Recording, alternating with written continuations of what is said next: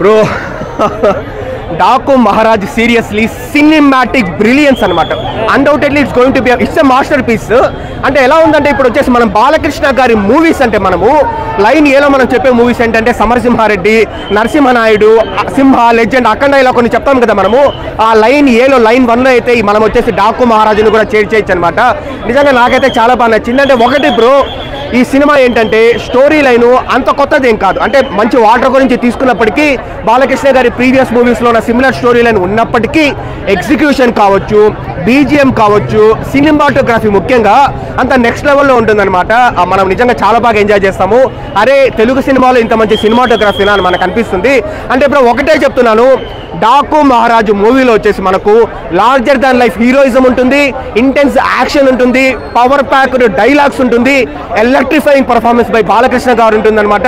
And more than all of that ఒక beautiful relation ఉంటుంది, మేనమామ మేనకోడల్ కైండ్ ఆఫ్ రిలేషన్షిప్ ఉంటుంది.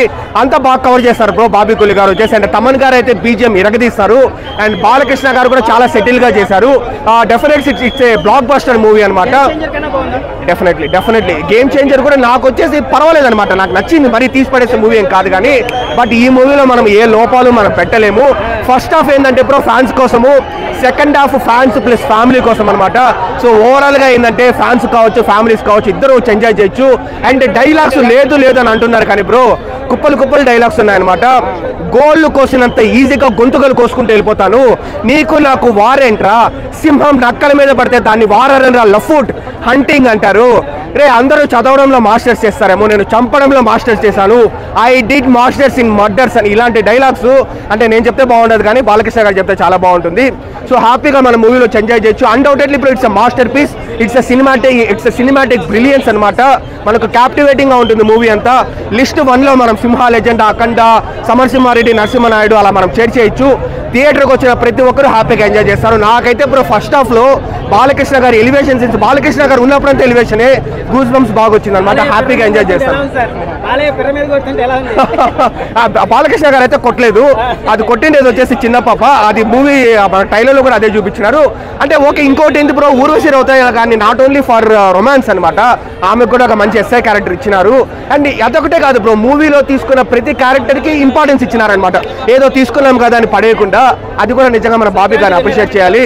ఇప్పటి వరకు అయితే అన్డౌటెడ్లీ సంక్రాంతి విన్నరు. అండ్ ఎల్లుండి ఇంకా మనకు ప్రాపర్ గా క్లియర్ గా తెలుస్తుంది. Blockbuster, undoubtedly masterpiece. చాలా బాధపడుతున్నా bro Daaku Maharaj seriously cinematic brilliance అనమాట. Undoubtedly it's going to be it's a masterpiece. అంటే ఎలా ఉందంటే ఇప్పుడు వచ్చేసి మనం బాలకృష్ణ గారి మూవీస్ అంటే మనము లైన్ ఏలో మనం చెప్పే మూవీస్ ఏంటంటే సమరసింహారెడ్డి, నరసింహనాయుడు, సింహ, లెజెండ్, అఖండ ఇలా కొన్ని చెప్తాం కదా మనము. ఆ లైన్ ఏలో లైన్ 1లో అయితే మనం వచ్చేసి డాకు మహారాజును కూడా చేయొచ్చు అనమాట. నిజంగా నాకైతే చాలా బాగా నచ్చింది. అంటే ఒకటి బ్రో, ఈ సినిమా ఏంటంటే స్టోరీ లైను అంత కొత్తదేం కాదు. అంటే మంచి వాటర్ గురించి తీసుకున్నప్పటికీ బాలకృష్ణ గారి ప్రీవియస్ మూవీస్లో ఉన్న సిమిలర్ స్టోరీ లైన్ ఉన్నప్పటికీ ఎగ్జిక్యూషన్ కావచ్చు, బీజిఎం కావచ్చు, సినిమాటోగ్రఫీ ముఖ్యంగా అంత నెక్స్ట్ లెవెల్లో ఉంటుందన్నమాట. మనం నిజంగా చాలా బాగా ఎంజాయ్ చేస్తాము.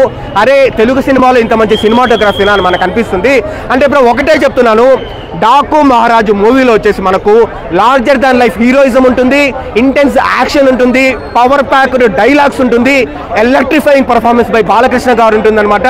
And more than all of that ఒక బ్యూటిఫుల్ రిలేషన్ ఉంటుంది, మేనమామ మేనకోడల్ కైండ్ ఆఫ్ రిలేషన్షిప్ ఉంటుంది. అంతా బాగా కవర్ చేస్తారు బ్రో బాబీ కొలి గారు వచ్చేసి. అండ్ తమన్ గారు అయితే బీజిఎం ఇరగదీస్తారు.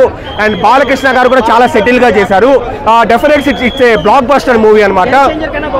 డెఫినెట్లీ గేమ్ చేంజర్ కూడా నాకు వచ్చేసి పర్వాలేదు అనమాట, నాకు నచ్చింది. మరీ తీసి పడేసే మూవీ ఏం కాదు కానీ, బట్ ఈ మూవీలో మనం ఏ లోపాలు మనం పెట్టలేము. ఫస్ట్ హాఫ్ ఏంటంటే బ్రో ఫ్యాన్స్ కోసము, second half fans plus family కోసం అనమాట. సో ఓవరాల్ గా ఏంటంటే ఫ్యాన్స్ కావచ్చు, ఫ్యామిలీస్ కావచ్చు, ఇద్దరు ఎంజాయ్ చేయొచ్చు. అండ్ డైలాగ్స్ లేదు అని అంటున్నారు కానీ బ్రో కుప్పలు డైలాగ్స్ ఉన్నాయన్నమాట. గోళ్ళు కోసినంత ఈజీగా గొంతుకలు కోసుకుంటూ వెళ్ళిపోతాను, నీకు నాకు వారేంట్రా, సింహం నక్కల మీద పడితే దాన్ని వారరా, లఫ్ట్ హంటింగ్ అంటారు. రే అందరూ చదవడంలో మాస్టర్స్ చేస్తారేమో, నేను చంపడంలో మాస్టర్స్ చేశాను, I did masters in murders అని ఇలాంటి డైలాగ్స్ అంటే నేను చెప్తే బాగుండదు కానీ బాలకృష్ణ గారు చెప్తే చాలా బాగుంటుంది. సో హ్యాపీగా మన మూవీలో ఎంజాయ్ చేయొచ్చు. అన్డౌటెడ్లీ ఇప్పుడు it's masterpiece, it's cinematic brilliance అనమాట. మనకు క్యాప్టివేటింగ్ గా ఉంటుంది మూవీ అంతా.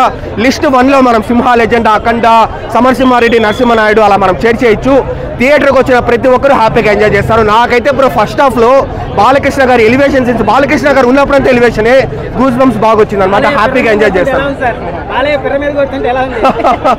బాలకృష్ణ గారు అయితే కొట్టలేదు, అది కొట్టిండేది వచ్చేసి చిన్న పాప. అది మూవీ ట్రైలర్లో కూడా అదే చూపించినారు.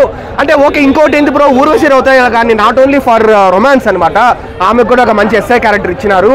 అండ్ అదొకటే కాదు బ్రో, మూవీలో తీసుకున్న ప్రతి క్యారెక్టర్కి ఇంపార్టెన్స్ ఇచ్చినారనమాట. ఏదో తీసుకున్నాం కదా అని పడేయకుండా, అది కూడా నిజంగా మన బాబీ గారిని అప్రిషియేట్ చేయాలి.